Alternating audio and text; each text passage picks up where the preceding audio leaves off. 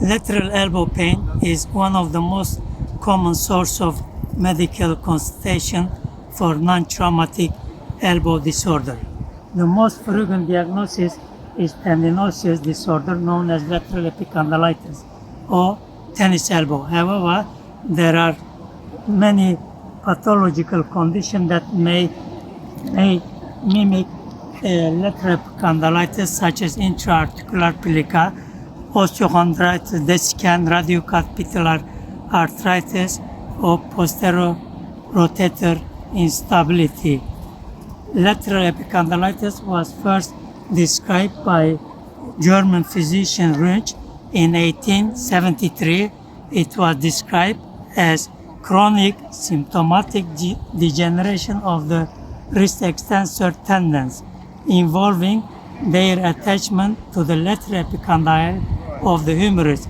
It was a common condition affecting between 3 to 7 population, generally affecting the middle age without gender predisposition.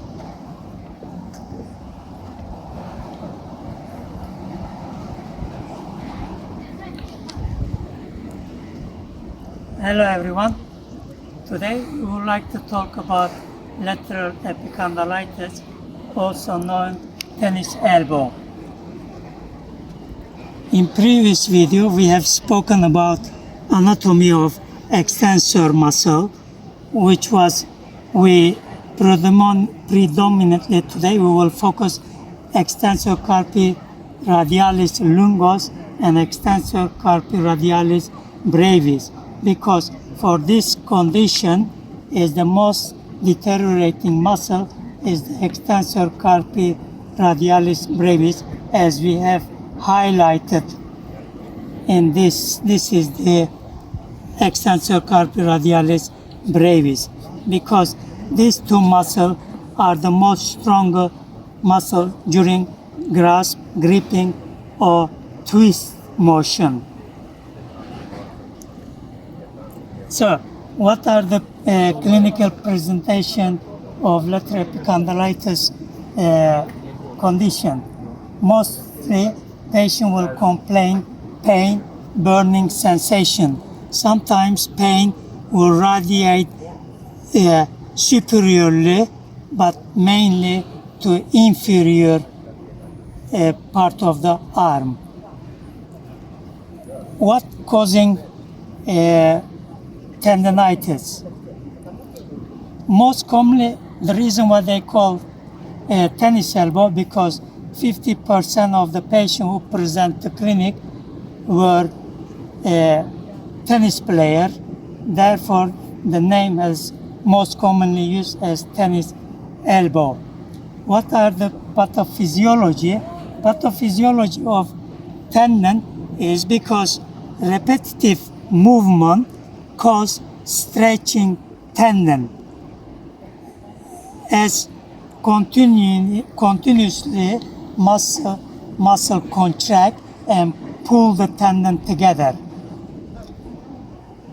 During your recreational or sport activity or during your work, this tendon gradually start breaking down. All the fiber cause micro tear, and when injury occurs, this muscle fail to heal itself. What happened? Granular tissue, extra cellular matrix fiber do not replace with new tendon. The granular tissue is what known as type 3 collagen, which is an immature tendon. However, to convert to mature tensile strength tendon is type 1 tendon. And during injury, when fail to heal itself, the collagen fibers reduction result in weakness of the tendon. Because diminishing of fibrocollagen cause linking they won't be linking together, and therefore it won't be able to load bearing. So is the duration of healing should be 12 months to 18. But if you would like to enhance recovery phase, you need to get a treatment.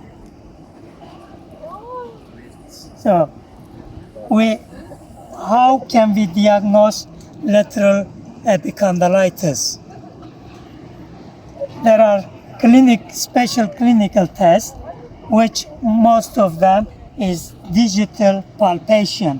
When you stretch patient hand, if you go, you will find the bony landmark, lateral epicondyle, and then you will palpate and it will produce pain.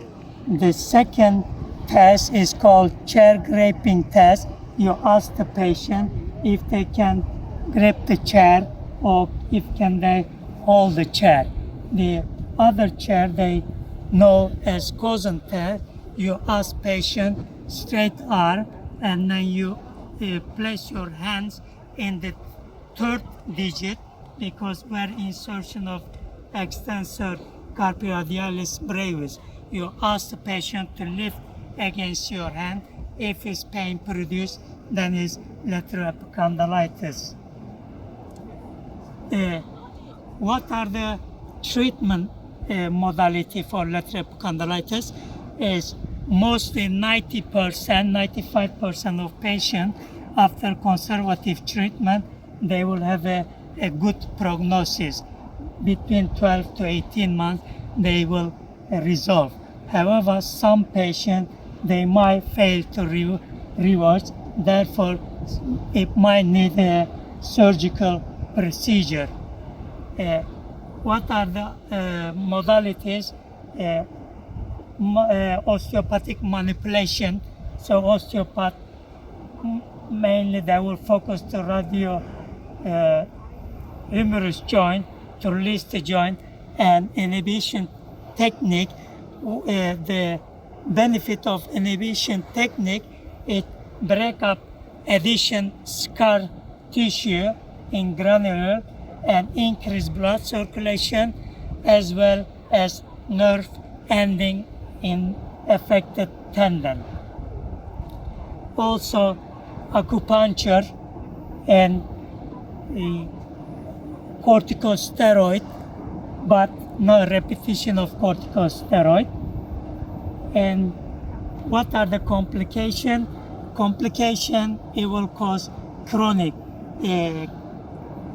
tendinitis when do not resolve in between expected time between 6 weeks. So after 6 weeks, it will become tendinosis. Tendinosis, where is the micropterychore and where is the failure of treatment. So it doesn't mean when you have an elbow pain, not mean that is all the elbow pain are tennis elbow. They might be is nerve impingement, mostly called radial nerve impingement by muscle contraction, or a joint arthritis can cause. Also, the most common is called cervical radiculopathy. If you have any disc issues in your cervical spine, disc degeneration or disc prolapse, if pain might radiate to your elbow. Also, cartilage deterioration in elbow joint may cause pain. Other cause of pain, if you have a epicondyle fracture, it might cause ulnar nerve entrapment. These are the differential diagnosis of lateral epicondylitis.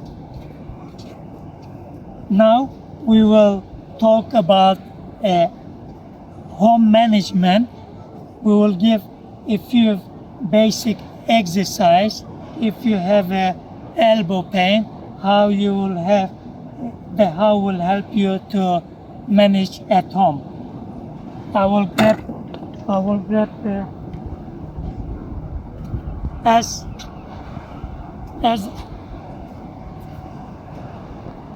think this is your elbow dumbbell. You can hold your dumbbell or any heavy object that can help. So first of all, you will stretch your arm and you will stabilize your elbow. So you will do your wrist reverse, what we call extension. Most of patients, they do in the gym, they doing this motion. If you're doing this motion, you're aggravating your stretching tendon, which will further deteriorate. Therefore, is better we call supination, like palm up. This is pronation and supination. When it's in supination position, you will wrist going back, and 10 times, then you will rest 30 seconds. The reason you have to call contraction. Last research they were comparing eccentric, concentric, like this is eccentric, concentric exercise comparing with isometric. The patient who do eccentric, concentric with isometric have a better result. What they mean by that, when you are doing 10 repetition in your wrist, like this movement, flexion and extension, end of the 10 repetition, you should stop your arm this position, and that will help. Another one is called, mostly osteopathic practitioner they use, is called muscle energy technique. You will place straight again your hand any table. If you are working at the desk during your keyboard, so you can hold your wrist, you will extend your wrist and you will push your wrist down. And I'm waiting. So what are the risk factors for lateral epicondylitis? Is used to be tennis player, but now the patient who daily life they use keyboard. So constantly using repetition. So modification of activity and avoiding overload will help to minimize the risk of injury, as well as modification of activity and advice to patient. If you are carrying your shopping bag, is better so holding arm in this way, walking this position rather than here, like this position, because when you holding your bags in this position, the load will transfer from lateral elbow to the medial. So when loading shift to the medial side, it will take pressure over your extensor muscle and will help to alleviate pain. I hope you like this video, and please consult your medical practitioner if you have an elbow pain. As we said, this was basically to give you an idea about elbow pain. As we give a differential diagnosis, not every elbow pain means that is tennis elbow. And also enhancing your recovery, therefore is better to seek for help and better to get an accurate treatment. So, and instead of waiting 12 months, it will occur between 6 to 3 months. Thank you very much for your time. and hope was helpful. Thank you. See you in next video.